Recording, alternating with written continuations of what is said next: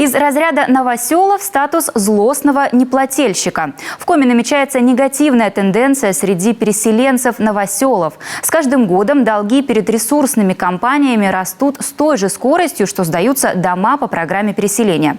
Об обратной стороне медали большой федеральной программы говорят все громче и громче на различных площадках. Но механизм, который заставит людей жить в новых квартирах по устоявшимся правилам, похоже, придумают еще не скоро. Виктория Палкина подробнее.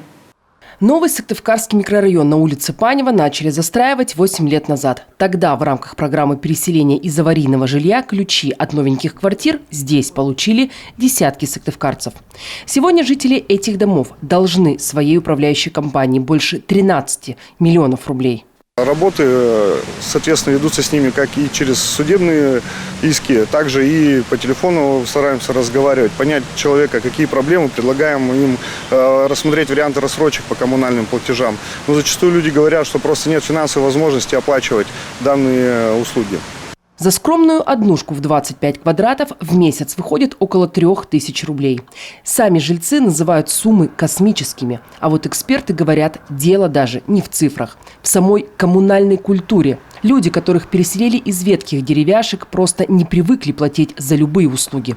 Ведь раньше их или не было, или качество сильно хромало.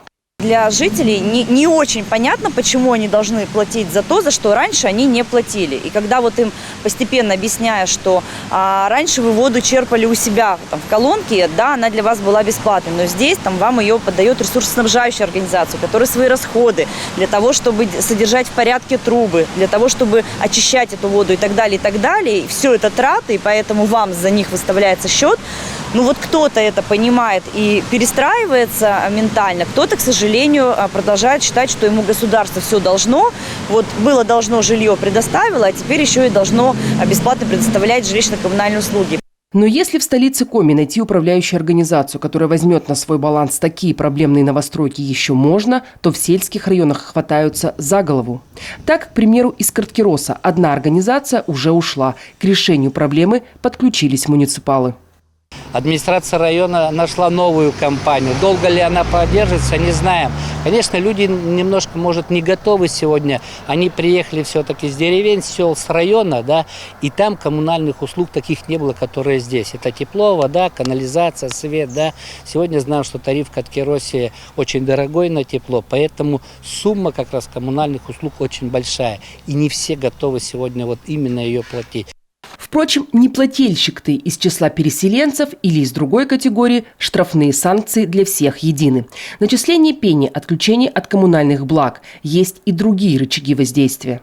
Лица, имеющие задолженность за жилищно-коммунальные услуги, не получают меры социальной поддержки и субсидии на оплату жилищно-коммунальных услуг.